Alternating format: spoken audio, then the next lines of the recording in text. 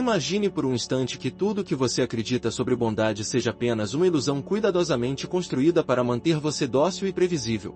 Pense no impacto que isso teria em sua vida se, de repente, descobrisse que ser bom não garante respeito, não protege contra a violência, não evita traições, e muitas vezes é justamente o que atrai a exploração.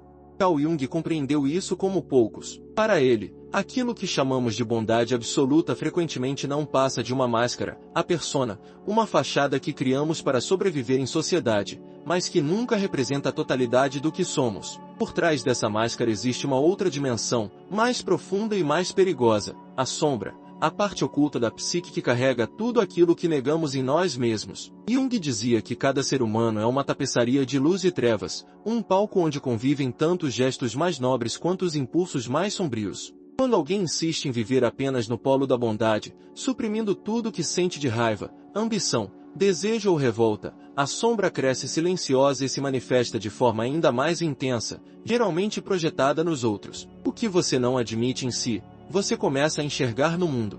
A bondade cega, nesse sentido, não é virtude, mas uma fuga da própria totalidade. É como se alguém, para ser aceito, colocasse uma máscara de santo, acreditando que assim estaria protegido. Mas quanto mais perfeita a máscara, mais perigosa é a distorção que se acumula atrás dela. Olhe ao seu redor. Quantas pessoas você conhece que são lembradas como as boas, aquelas que nunca dizem não, que sempre ajudam, que jamais contestam? São admiradas de verdade ou simplesmente usadas? Jung apontava que quando a persona se torna rígida, o indivíduo passa a ser escravo da imagem que criou.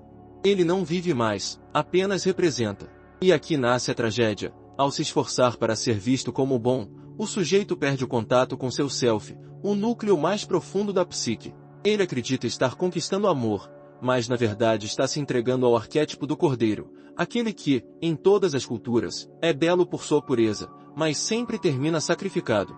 A pergunta é: quem se beneficia de sua bondade? Essa bondade o aproxima do seu destino interior ou apenas alimenta o apetite dos que preferem explorar a ingenuidade?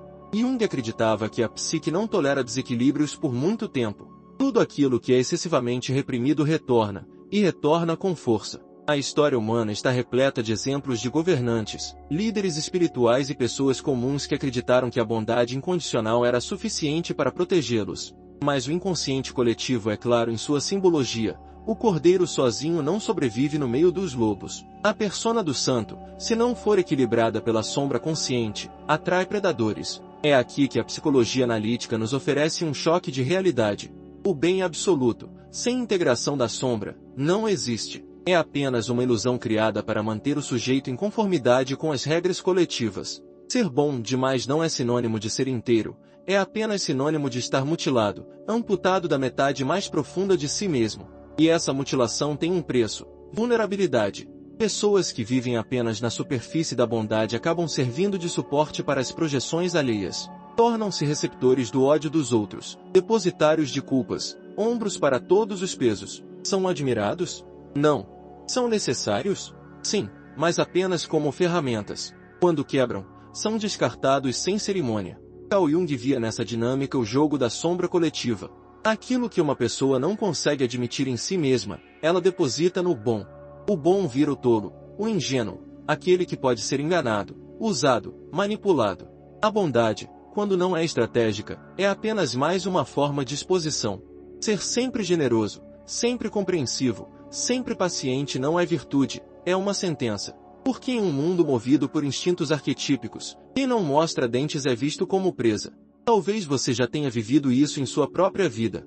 Talvez já tenha sentido a ingratidão silenciosa de quem recebeu muito e, mesmo assim, cobrou ainda mais. Talvez já tenha experimentado a sensação amarga de ajudar e depois ser esquecido, como se o que fez nunca tivesse existido.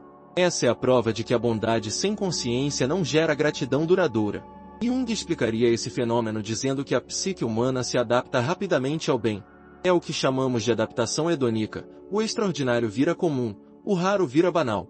Assim, os atos de bondade que antes causavam admiração, depois passam a ser apenas parte do cenário. Você não é mais visto como alguém que dá, mas como alguém que deve dar. Isso não significa que a bondade seja inútil. Significa que ela precisa ser integrada. Jung acreditava que o verdadeiro caminho do autoconhecimento era a individuação, o processo de reunir todos os fragmentos da psique em uma unidade viva. Nesse caminho, a bondade não é descartada, mas é colocada em seu devido lugar, lado a lado com a firmeza, a capacidade de dizer não, a coragem de confrontar. Só quem conhece sua própria sombra pode usar a bondade de forma consciente, sem se tornar refém dela. Mas o que acontece com aqueles que insistem em ignorar a sombra? Jung nos responderia: eles se tornam vítimas dela. Tudo aquilo que é reprimido ressurge como destino. O sujeito que nunca admite sua raiva explode em crises de fúria. O que nunca reconhece sua ambição sabota a si mesmo ou inveja secretamente os que conquistam. O que nunca assume sua dureza vive cercado de pessoas que abusam de sua paciência até destruí-lo. A sombra, quando ignorada, governa. A reflexão aqui é simples e brutal: ser bom não é suficiente. É preciso ser inteiro. A bondade, isolada, é apenas uma forma de máscara. E toda máscara é frágil diante da vida. O que Jung nos propõe é muito mais profundo. Não basta cultivar virtudes sociais. É necessário integrar o oposto, reconhecer que dentro de nós habita também um animal, o caçador, o guerreiro, o ambicioso. Só quando esse diálogo interno acontece é que a bondade se torna escolha, e não compulsão. Pergunte a si mesmo: quantas vezes você disse sim quando queria dizer não? Quantas vezes se calou para não decepcionar alguém? Quantas vezes carregou um peso que não era seu apenas para sustentar a imagem de pessoa boa? Em cada um desses momentos, sua persona falou mais alto que sua alma. E cada vez que a alma é silenciada, a sombra ganha mais força. É esse ciclo que destrói relações, carreiras e até destinos. O mais perigoso da bondade cega é que ela não apenas engana os outros, mas engana a si mesmo. Você começa a acreditar que sua imagem é sua essência. Você confunde ser aceito com ser amado, ser útil com ser respeitado. Mas o inconsciente sabe a verdade. Ele guarda, nas profundezas, todos os gritos abafados, todas as vontades reprimidas, todos os desejos calados. E cedo ou tarde, eles vêm à tona. Alguns em forma de sintomas, depressão, ansiedade, doenças psicossomáticas. Outros em forma de explosões que você mesmo não reconhece como suas. É a sombra pedindo passagem. Carl Jung dizia que não nos tornamos iluminados apenas imaginando figuras de luz, mas sim tornando consciente a escuridão. A bondade que não reconhece sua sombra é apenas luz artificial, que se apaga no primeiro sopro de vento. Se você quer realmente ser bom, precisa primeiro aceitar o que existe de mal em você. Só assim poderá escolher conscientemente quando agir com compaixão e quando impor limites. Essa é a lição da primeira etapa da jornada. A bondade cega não salva, a bondade ingênua não protege. A persona que você veste pode abrir portas, mas também pode se tornar prisão. Enquanto você não integrar a sombra, sua bondade será sempre vista como fraqueza. O mundo não respeita máscaras, respeita inteireza.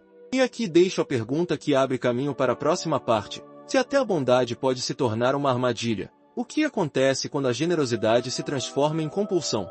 O que ocorre quando o ato de dar, em vez de fortalecer vínculos, cria dependência, ressentimento e cobrança? Esse será o próximo passo da nossa jornada. Porque, como Jung nos ensinou, todo excesso esconde sua própria sombra. Imagine por um instante que a sua generosidade, aquilo que você mais valoriza em si mesmo, aquilo que lhe ensinaram a cultivar como uma virtude suprema, não seja vista pelos outros como um presente, mas como uma obrigação.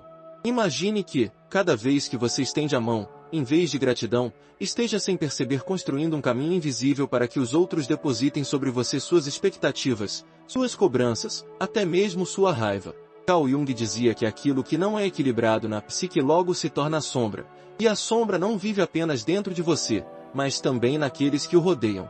Quando sua bondade se transforma em compulsão de dar, de ajudar, de sacrificar-se constantemente, você não está apenas se esvaziando, mas também alimentando o lado mais obscuro das pessoas ao seu redor. A sombra delas passa a ver em você uma fonte inesgotável, e quando a fonte seca, surge o ressentimento. Pense em uma situação simples. Você ajuda um amigo a se mudar de casa. Ele fica agradecido, elogia sua disposição, talvez até conte para outras pessoas como você foi incrível naquele dia. 6 meses depois, ele precisa de ajuda novamente, sem pensar 2 vezes, chama você. Você vai, ajuda de novo. E ele novamente agradece. Mais 6 meses e vem outro pedido. Só que, dessa vez, você não pode, ou simplesmente não quer, porque está cansado, sobrecarregado, precisando cuidar de si mesmo. O que acontece? O amigo não pensa nos 2 favores que você já fez. Ele pensa apenas no terceiro, aquele que você negou. É como se, de repente, sua generosidade fosse cancelada, e sua recusa se tornasse mais importante do que todo o resto. Você passa de herói a vilão em questão de segundos. Esse é o mecanismo inconsciente que Jung nos ajuda a compreender. A mente humana se adapta rapidamente ao bom. Aquilo que no início parecia extraordinário torna-se normal. O que antes era surpresa, agora é exigência. Esse processo psicológico chama-se adaptação hedônica, e ele explica por que aquilo que você oferece de maneira abundante perde valor com o tempo. É o mesmo fenômeno que ocorre com presentes caros. Na primeira vez que uma criança ganha um brinquedo, ela vibra, se emociona, sente-se privilegiada. Mas depois de ganhar mais 5, 10, 20, o brinquedo já não tem o mesmo brilho. Se um dia os pais dizem não, a criança não lembra dos inúmeros sims, lembra apenas da frustração do momento presente. O mesmo se repete em casamentos, amizades, relações profissionais e familiares. A mãe que sempre abre mão de tudo pelos filhos se torna invisível para eles, até o dia em que decide impor um limite, e então é acusada de ser egoísta. O funcionário que sempre fica até mais tarde, cobrindo as falhas da equipe, deixa de ser reconhecido, até o dia em que sai no horário certo, e é rotulado como descomprometido. O amigo que sempre paga a conta no jantar deixa de ser valorizado, até o dia em que não paga, e logo é chamado de mesquinho. Quanto mais você dá, menos sua generosidade é vista como virtude, mas ela é absorvida pelo inconsciente coletivo como obrigação. Jung dizia que a psique não suporta a unilateralidade.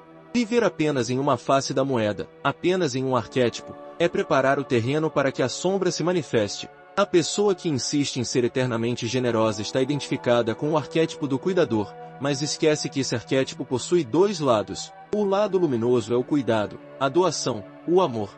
O lado sombrio é o controle, a manipulação e o ressentimento. Quando alguém vive apenas no polo da doação, cedo ou tarde cai na armadilha de esperar retorno, reconhecimento, gratidão. E quando isso não vem, a sombra explode. A pessoa que parecia sempre tão doce torna-se amarga, reclama, cobra, critica. O amor dá lugar à culpa e à mágoa. Esse ciclo pode ser visto em inúmeros exemplos cotidianos. Pense no casal em que um dos parceiros está sempre cedendo. Ele ou ela abre mão dos próprios desejos, das próprias vontades, para agradar o outro. No início, isso gera conforto, segurança, sensação de cuidado. Mas com o tempo, o parceiro que recebe para de perceber o esforço, para de agradecer, e começa a exigir. O relacionamento se desequilibra. Aquele que dá sente-se explorado, e aquele que recebe sente-se no direito de continuar recebendo. Quando finalmente o ciclo quebra e o parceiro doador decide dizer não, o choque é devastador. O relacionamento entra em crise, e muitas vezes quem sempre deu é visto como ingrato justamente no momento em que tenta se proteger. Essa é a tragédia da generosidade cega. Ela cria dependência. As pessoas se acostumam à sua doação como quem se acostuma a uma fonte de água. Enquanto ela jorra, todos bebem. Quando seca, todos se revoltam. A generosidade perde sua dimensão de virtude e se torna um vício coletivo. Você se transforma no fornecedor daquilo que o outro já não sabe conquistar sozinho. E ao negar, mesmo que uma única vez, você não é visto como humano, mas como traidor. O mais intrigante é que, na raiz desse comportamento, quase sempre existe uma necessidade oculta, o desejo de ser amado. Jung apontava que muitas pessoas confundem generosidade com amor verdadeiro. Acreditam que, ao dar sem limites, conquistarão o afeto e a lealdade dos outros. Mas isso é uma ilusão. O amor autêntico nasce do encontro entre 2 seres inteiros, não da submissão de um diante do outro. Quando a generosidade é usada como moeda de troca, cedo ou tarde o inconsciente percebe a manipulação e responde com rejeição. Talvez você já tenha sentido esse vazio. Depois de dar e dar, percebe que não recebeu nada em troca além de silêncio, cobrança e expectativas ainda maiores. Você se pergunta, onde errei? Será que não fui bom o suficiente? Será que deveria ter feito mais? Mas a verdade é outra. O erro não está em não ter dado bastante, mas em não ter percebido que dar demais também é uma forma de desequilíbrio. A bondade sem medida deixa de ser bondade e se transforma em compulsão, e toda compulsão é governada pela sombra. É aqui que a psicologia analítica nos ajuda a enxergar o problema de forma simbólica. Na mitologia grega, encontramos a figura de Prometeu, aquele que roubou o fogo dos deuses para entregá-lo aos homens. Um ato de generosidade grandiosa, mas que lhe custou ser acorrentado a uma rocha, tendo o fígado devorado por uma águia todos os dias. A imagem é brutal, mas contém um ensinamento profundo. A generosidade desmedida traz consigo um preço, porque desafia o equilíbrio natural da vida. Dar fogo aos homens significava interferir no destino coletivo, e Prometeu pagou caro por isso. Da mesma forma, quando damos demais, carregamos pesos que não são nossos, inevitavelmente, o inconsciente nos cobra o preço. No cotidiano, o mesmo símbolo se repete. Quantos professores já não sentiram que seus esforços para educar e orientar se perdem no vazio da indiferença? Quantos líderes espirituais já não experimentaram a frustração de guiar comunidades inteiras apenas para serem criticados no primeiro tropeço? Quantos pais e mães já não deram tudo o que tinham, apenas para ouvir dos filhos palavras de ingratidão? Esses não são casos isolados, são manifestações da mesma dinâmica psicológica. A sombra coletiva se aproveita da generosidade. Quando ela falha, transforma amor em ressentimento. Jung dizia que a única saída para esse ciclo é a integração. Reconhecer que a generosidade tem limites. E dizer não também é um ato de amor, porque protege não apenas você, mas também o outro, de cair em um padrão de dependência. Quando você recusa algo de maneira consciente, está dando ao outro a oportunidade de crescer, de desenvolver autonomia. É como o mestre que, em vez de dar todas as respostas, desafia o discípulo a buscar por si mesmo. A recusa, nesse contexto, é um convite ao amadurecimento. Mas há um mistério ainda mais profundo. Muitas vezes, aquele que dá sem limites acredita estar servindo a luz, quando na verdade está servindo a própria sombra. A compulsão de doar pode ser uma fuga da própria solidão, um medo de encarar o vazio interior. Dar se torna um anestésico para não sentir a própria carência. Só que esse anestésico cobra juros altos. Quanto mais você se perde na necessidade de ser útil, mais distante fica do processo de individuação, que é o verdadeiro propósito da vida psíquica segundo Jung.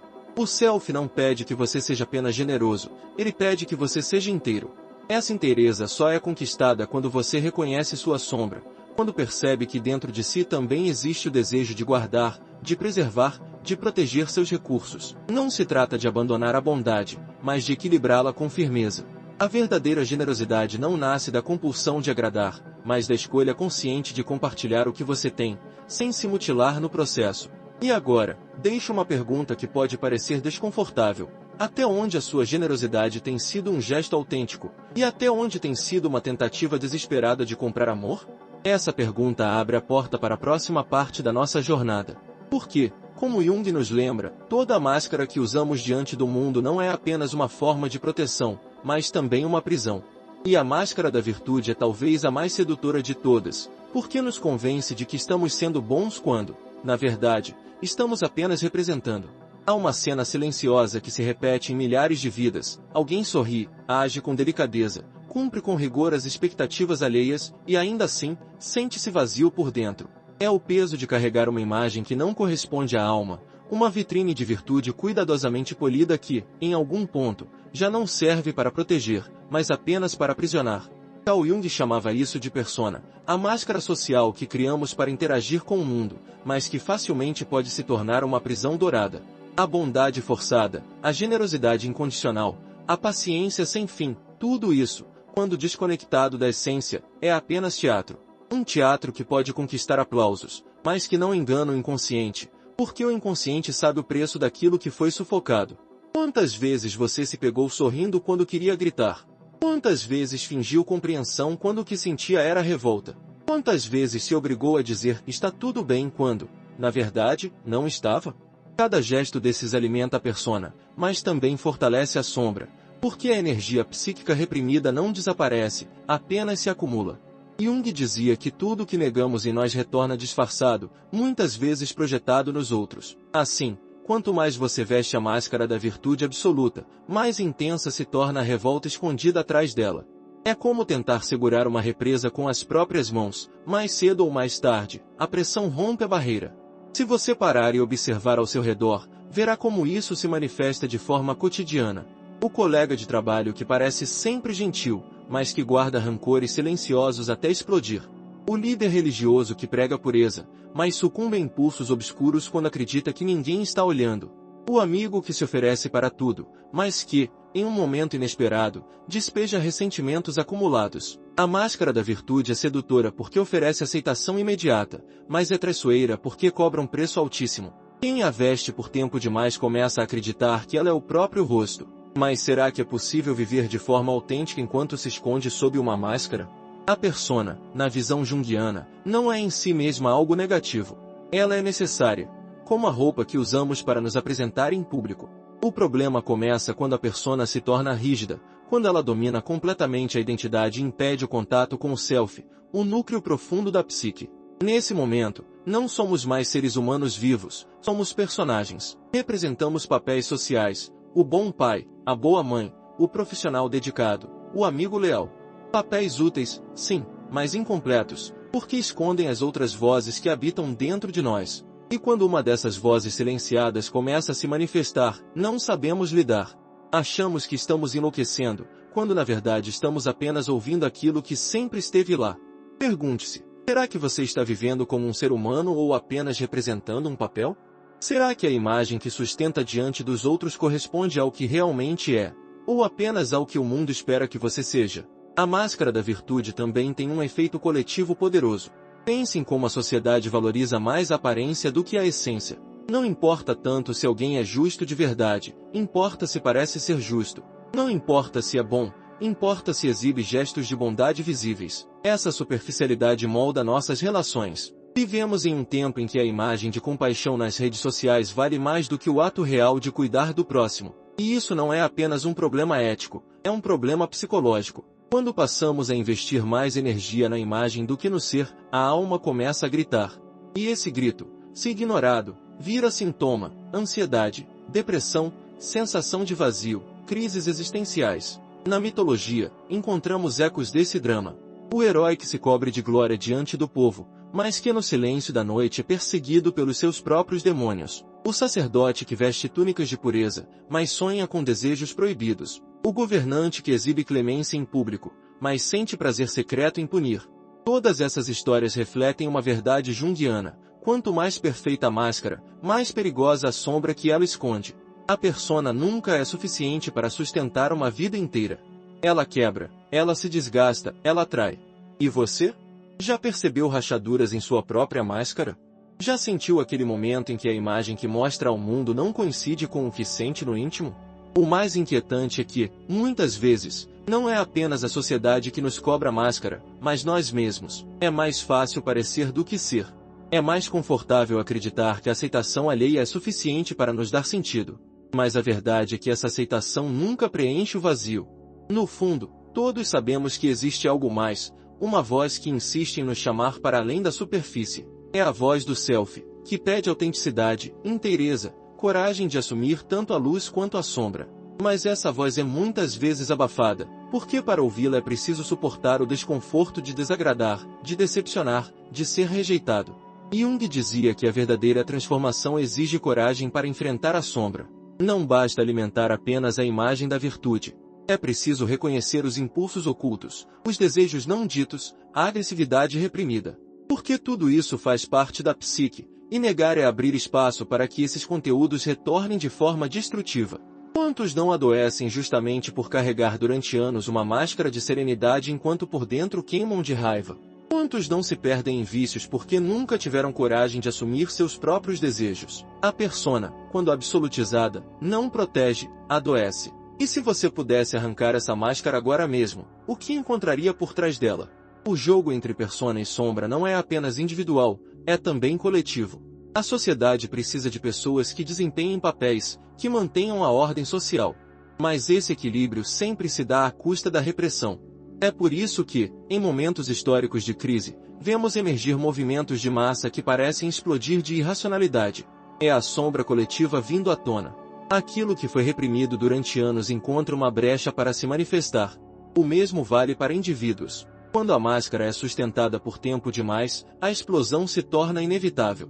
Jung via isso claramente nos sonhos de seus pacientes. Muitas vezes, pessoas aparentemente dóceis sonhavam com figuras violentas, criminosas, monstruosas. Não porque fossem secretamente mais, mas porque a psique tentava equilibrar o excesso de virtude aparente com imagens daquilo que estava faltando em sua vida consciente. O inconsciente busca sempre compensar.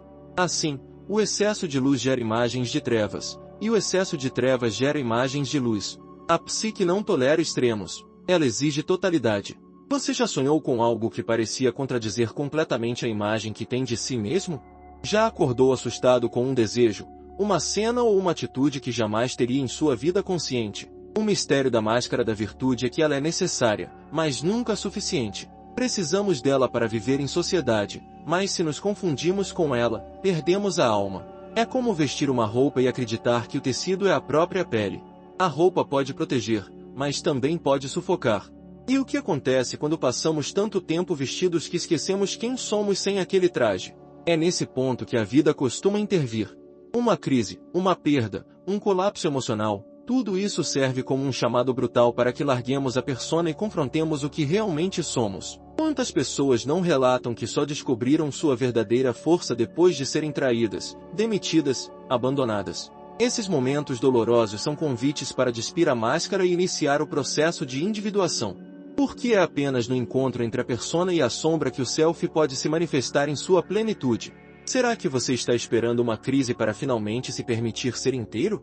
A verdade desconfortável é que a sociedade prefere pessoas previsíveis, e pessoas previsíveis usam máscaras. Mas o inconsciente prefere pessoas inteiras, e pessoas inteiras são perigosas para a ordem estabelecida. Esse é o dilema eterno. Viver como personagem aceito ou como ser autêntico que desafia. E não se engane, a autenticidade tem seu preço. Muitas vezes, ela significa perda de relacionamentos, de privilégios, de status. Mas, ao mesmo tempo, ela é a única via para a verdadeira liberdade interior. A máscara da virtude promete segurança, mas entrega prisão. Promete amor, mas entrega uso. Promete paz, mas entrega vazio. Quando você a sustenta por tempo demais, acaba pagando com a própria alma. E a pergunta que ecoa é: o que vale mais, a aceitação dos outros ou a fidelidade a si mesmo? Carl Jung acreditava que a essência da vida psíquica não é ser bom, mas ser inteiro. E ser inteiro exige coragem para desmontar o teatro da persona. Exige reconhecer que a bondade sem limites é apenas uma caricatura.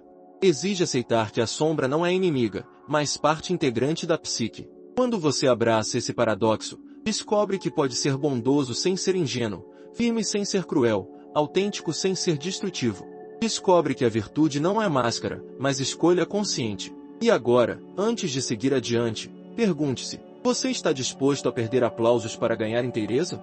Está disposto a desagradar o mundo para não se trair?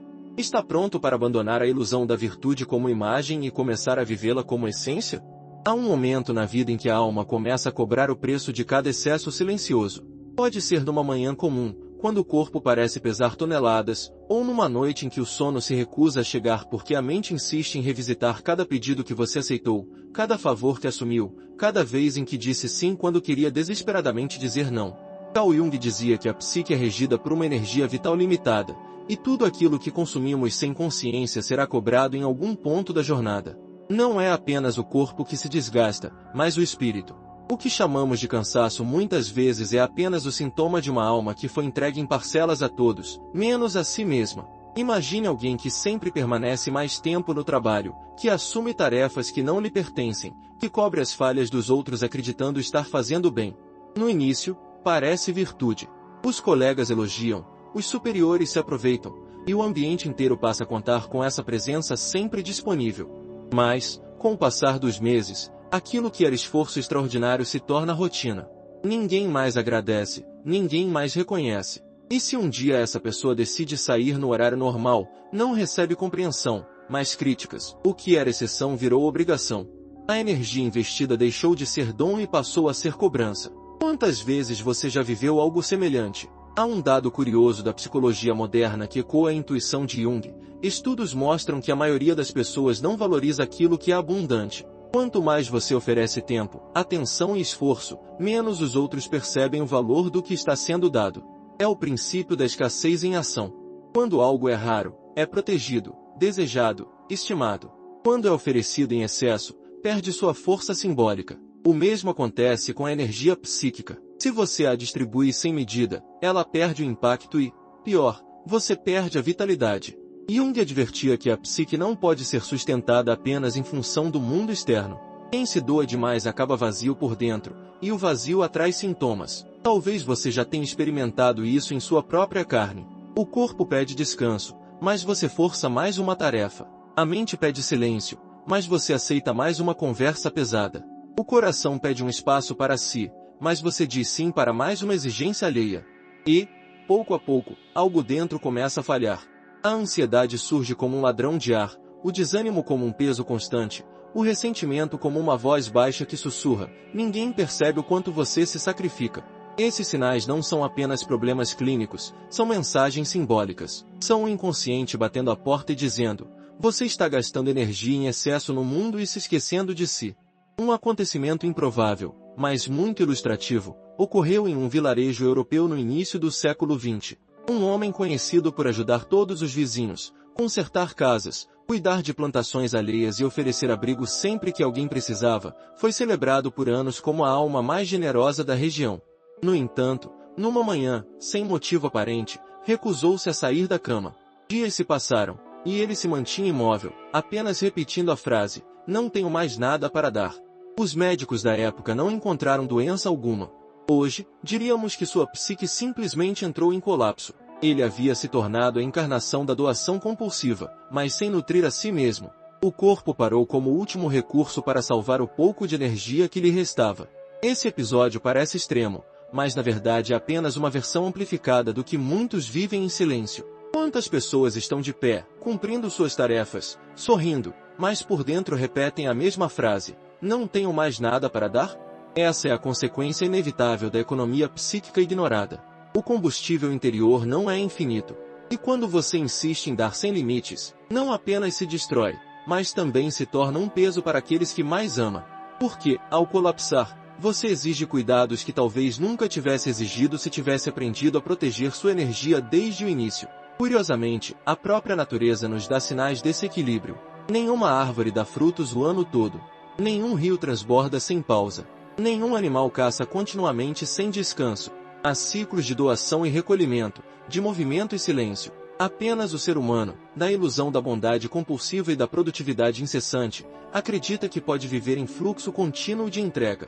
Jung via nisso uma desconexão perigosa entre o homem moderno e o inconsciente coletivo, que guarda a sabedoria dos ciclos. Quando ignoramos esses ritmos, pagamos com esgotamento, doenças e crises emocionais. Há também histórias reais que revelam a ironia desse desequilíbrio. Um famoso executivo do século passado, conhecido por nunca recusar pedidos de investidores, clientes e subordinados, relatava orgulhosamente que dormia apenas 4 horas por noite. Durante anos foi celebrado como modelo de eficiência, até que um dia, no meio de uma apresentação, desmaiou diante de todos. Foi levado ao hospital e diagnosticado com exaustão extrema. O mais curioso é que, nos meses seguintes, aqueles que antes dependiam dele se adaptaram rapidamente à sua ausência. Descobriram outras formas de resolver problemas. O homem que acreditava ser indispensável percebeu, tardiamente, que sua energia havia sido gasta para sustentar dependências que nunca foram reais. Quantos de nós caímos nessa mesma armadilha? Quantas vezes nos convencemos de que, se não fizermos algo, o mundo vai parar? Quantas vezes acreditamos que nossa recusa vai destruir relações, apenas para descobrir que, na verdade, as pessoas encontram outro caminho? A verdade é que ninguém é insubstituível, e gastar energia vital como se fosse infinita é desperdiçar a oportunidade de construir algo duradouro em si mesmo. Outro dado curioso vem da aviação.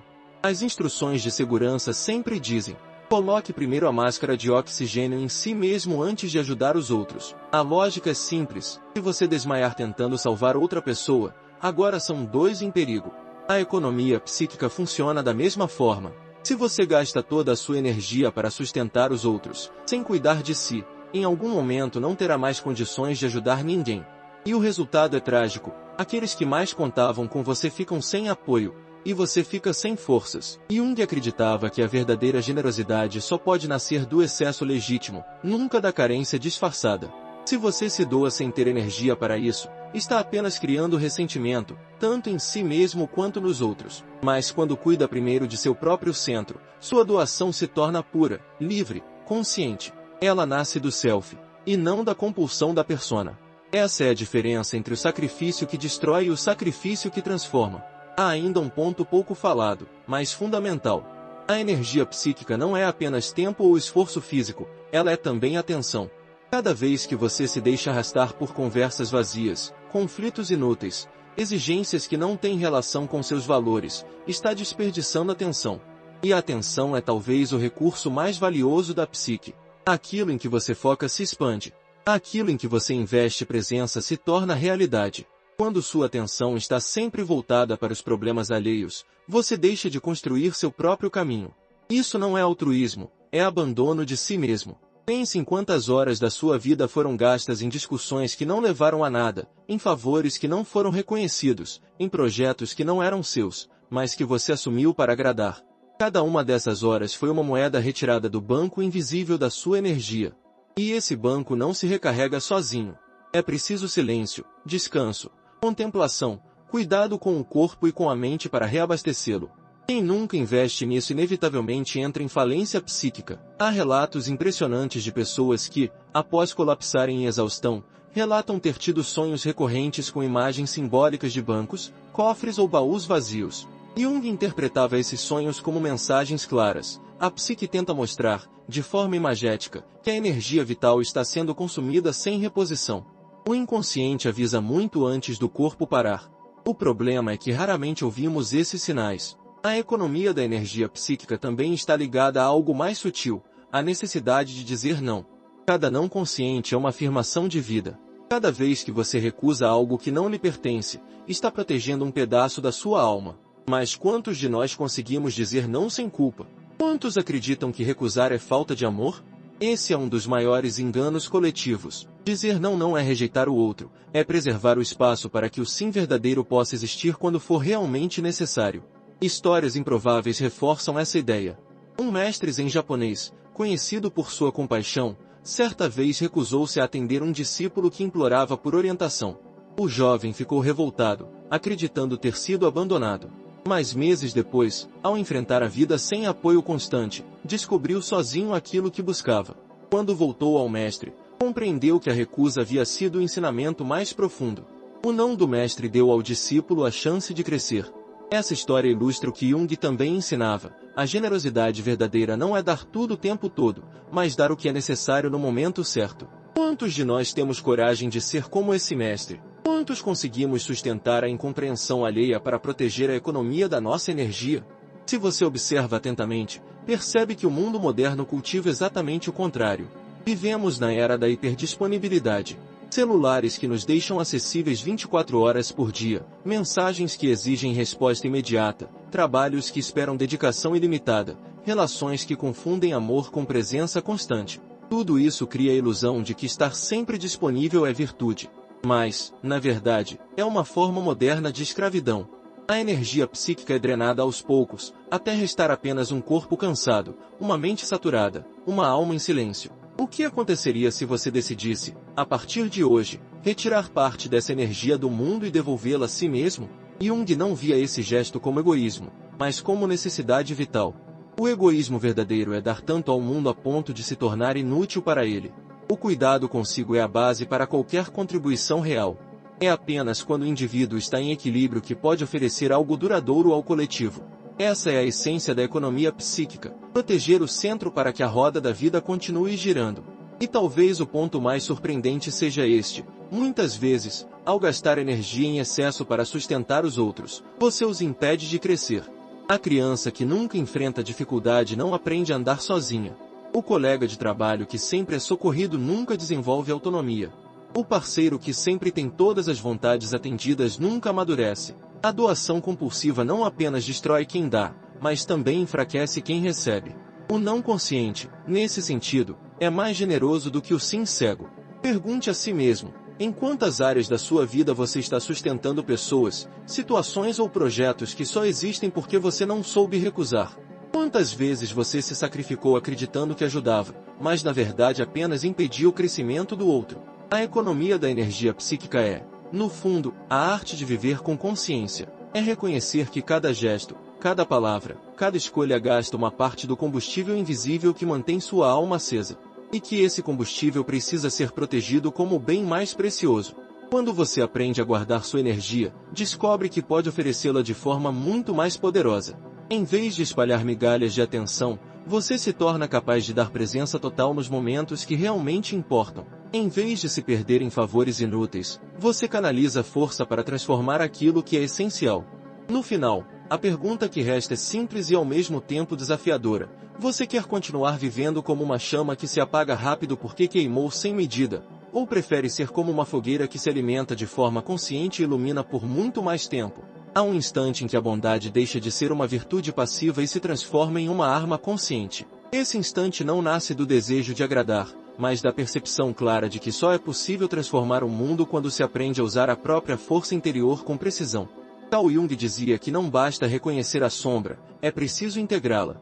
Integrar significa permitir que ela caminhe ao lado da luz, para que os dois juntos criem uma energia capaz de sustentar a vida. Até aqui você compreendeu que a bondade ingênua enfraquece, que a generosidade compulsiva aprisiona, que a máscara da virtude engana, e que a energia psíquica não pode ser desperdiçada. Mas agora surge a questão decisiva. O que fazer com essa bondade? Abandoná-la? Negá-la? Tornar-se frio e calculista? A resposta é não. O caminho não é destruir a bondade, mas usá-la de forma estratégica, como um guerreiro que empunha sua espada apenas no momento certo. Imagine a cena de um herói mitológico que caminha pelo campo de batalha com sua espada embainhada. Ele não a levanta a cada instante, não a exibe para todos, não a usa de forma compulsiva. A espada está ali, guardada, aguardando o momento exato em que precisará cortar. Essa é a imagem que Jung nos oferece quando fala da bondade consciente. Ela não é uma chama que consome sem controle, mas um fogo controlado que aquece ou queima conforme a necessidade. A diferença entre o guerreiro e o tolo não está em possuir a espada, mas em saber quando e como usá-la. A bondade deve funcionar da mesma forma. Não pode ser distribuída como uma esmola infinita, nem negada por medo. Precisa ser orientada pela consciência, dirigida pelo self, o centro profundo da psique que une todas as partes do ser. E aqui surge a primeira reviravolta. A bondade que você acreditava ser sua maior virtude pode ser justamente a fonte de seus maiores fracassos. Pense nas vezes em que você foi bom demais com alguém que não merecia, em que ofereceu ajuda a quem só queria explorar, em que deu tempo, dinheiro ou energia a quem jamais retribuiu. Esses momentos, por mais dolorosos que sejam, são convites da psique para que você aprenda a ser seletivo. Jung dizia que a individuação não é um caminho de adição, mas de escolha. Não é acumular virtudes, mas aprender a usá-las no momento certo. A bondade, portanto, não é algo que deve estar sempre acesa, mas algo que deve ser acionado estrategicamente. Já percebeu como as pessoas respeitam mais aqueles que dizem não do que aqueles que dizem sim a tudo? A recusa, quando consciente, cria autoridade. Ela mostra que existe discernimento, que existe força. O sim eterno, ao contrário, não gera admiração, apenas dependência. Jung nos alertava que a psique se equilibra entre opostos. Quando você diz sim demais, precisa de nãos para restaurar o equilíbrio. Quando você distribui bondade demais, precisa de firmeza para que ela não se torne irrelevante. O verdadeiro poder não está em agradar a todos, mas em manter-se fiel à própria essência mesmo quando isso significa decepcionar. E aqui surge outra virada. O mundo nem sempre quer a sua bondade. Em muitos casos, ele quer apenas a sua submissão. Quando você oferece bondade de forma estratégica, muitas pessoas vão se afastar, porque não podem mais usá-lo. Essa perda é dolorosa, mas também é libertadora. É nesse momento que você descobre quem realmente valoriza sua presença e quem apenas se beneficiava dela. A bondade estratégica funciona como um filtro natural. Ela separa os vínculos verdadeiros das dependências disfarçadas de amor ou amizade. Você já se perguntou quantas relações da sua vida existem apenas porque você sempre foi aquele que dá? Já parou para pensar no que restaria se, de repente, decidisse impor limites? A resposta pode ser assustadora, mas também é reveladora. Muitas relações desmoronariam, e isso seria uma bênção disfarçada. Porque só o que sobrevive ao limite é verdadeiro. Pense em grandes líderes que marcaram a história. Nenhum deles foi lembrado por ser apenas agradável. Foram lembrados porque sabiam equilibrar compaixão e firmeza, bondade e rigor. Martin Luther King não foi doce com a injustiça, foi implacável. Madre Teresa não ajudou todos, ajudou os mais pobres dos pobres, escolhendo um foco específico. Gandhi, embora fosse símbolo de paz, era inflexível diante da opressão. Todos esses exemplos mostram que a bondade só se torna força transformadora quando é seletiva. A bondade cega não muda nada, apenas mantém as coisas como estão. A bondade consciente é a centelha que acende revoluções. E se você pudesse começar a aplicar isso em sua própria vida agora? O que mudaria se, antes de dizer sim, você se perguntasse: isso está alinhado com meus valores, isso fortalece meu caminho, essa pessoa realmente valoriza o que ofereço? Essas perguntas simples funcionam como chaves de proteção. Elas evitam que sua energia seja desperdiçada em terrenos estéreis. E, ao mesmo tempo, direcionam sua bondade para lugares onde ela realmente pode gerar frutos. Jung dizia que o self não pede que você seja tudo para todos, mas que seja inteiro para aquilo que importa. A bondade estratégica é a prática dessa inteireza. É a coragem de negar o supérfluo para afirmar o essencial. É a disciplina de guardar energia para momentos de real impacto. É a sabedoria de perceber que, às vezes, negar é o maior ato de amor, e que, às vezes, oferecer ajuda é apenas alimentar a fraqueza do outro. Mas há um ponto de tensão que não pode ser ignorado. A bondade estratégica vai gerar conflitos. Sempre que você mudar sua postura, aqueles que se acostumaram com sua doação ilimitada vão reagir. Alguns vão acusá-lo de egoísta, outros vão tentar manipulá-lo com culpa, outros ainda vão se afastar em silêncio. Esse momento é doloroso, porque revela verdades que estavam escondidas. Mas é também um rito de passagem. É nesse choque que você prova a si mesmo que está disposto a abandonar a persona de bonzinho para viver a autenticidade da individuação. E se o preço da autenticidade fosse perder metade das pessoas que hoje o rodeiam, você estaria disposto a pagar? A resposta a essa pergunta define mais do que suas relações, define sua vida. Porque enquanto viver para sustentar a máscara da bondade absoluta, você nunca terá acesso ao poder transformador da bondade consciente. É preciso aceitar que nem todos vão aplaudir, que nem todos vão compreender, que nem todos vão permanecer. O caminho da individuação é solitário em muitos trechos, mas é nesse silêncio que você descobre a verdadeira força. Jung acreditava que cada ser humano carrega em si o arquétipo do guerreiro. Não se trata de violência, mas de coragem. O guerreiro psíquico não luta contra os outros, mas contra sua própria tendência à fuga e à submissão. Ele ergue a espada não para destruir, mas para proteger o que é essencial. Esse guerreiro precisa caminhar lado a lado com o arquétipo do curador, porque a bondade sem força não cura, apenas consola. E a força sem bondade não protege, apenas destrói. O equilíbrio entre esses dois arquétipos é o que permite que a bondade se torne arma estratégica. Talvez você esteja pensando que tudo isso soa pesado demais, como se a vida fosse uma batalha constante. Mas pense bem, quantas vezes você já se sentiu esmagado por carregar responsabilidades que não eram suas? Quantas vezes chorou em silêncio porque, apesar de dar tudo, parecia nunca ser suficiente? Quantas vezes percebeu que a sua doação se transformava em invisibilidade? Isso não é vida plena, é aprisionamento. O peso que você sente não é inevitável, é apenas o resultado de usar sua bondade de forma cega. E agora surge a reviravolta mais profunda. Ao aprender a ser estratégico, você descobre que sua bondade não diminui, mas aumenta. Porque, em vez de se perder em milhares de gestos pequenos e despercebidos, ela se concentra em poucos atos de enorme impacto. É como a diferença entre acender centenas de velas que queimam rápido e construir uma fogueira que ilumina por horas. A bondade estratégica é fogo concentrado. Ela cria marcas que permanecem, não migalhas que desaparecem. Pense em sua própria vida daqui a alguns anos. O que você gostaria de deixar como marca? Uma lembrança vaga de alguém sempre disponível, mas facilmente esquecido? Ou o legado de alguém que soube agir com firmeza e generosidade no momento certo, transformando destinos? Essa escolha está em suas mãos agora. Mas antes de concluirmos, é preciso encarar uma última tensão. E se a bondade estratégica exigir que você quebre promessas, que desaponte pessoas, que abandone caminhos? Jung dizia que, às vezes, manter a palavra para um significa trair a si mesmo ou trair muitos outros. A vida exige escolhas difíceis, e é justamente nessas escolhas que se revela a autenticidade. Não se trata de ser cruel, mas de compreender que o sim absoluto não é virtude, é prisão. O não consciente, mesmo quando doloroso, é libertação. E então chegamos a um ponto decisivo da jornada. A bondade não deve ser destruída, mas redimida. Não deve ser negada, mas transformada. Ela precisa deixar de ser máscara e se tornar espada. Precisa deixar de ser compulsão e se tornar consciência. Precisa deixar de ser servidão e se tornar escolha. Esse é o verdadeiro poder da bondade estratégica. Ela não o torna menos humano, mas mais inteiro. E aqui deixo a pergunta que abre caminho para o desfecho da nossa história. Será que você está preparado para aceitar que até a gratidão tem prazo de validade? Está pronto para encarar a verdade de que aquilo que você dá hoje pode ser esquecido amanhã, e que a única forma de criar impacto duradouro é agir não pela esperança de reconhecimento, mas pela força da consciência? Chegamos ao ponto em que toda jornada se condensa em uma única pergunta: o que você fará com tudo que descobriu até agora?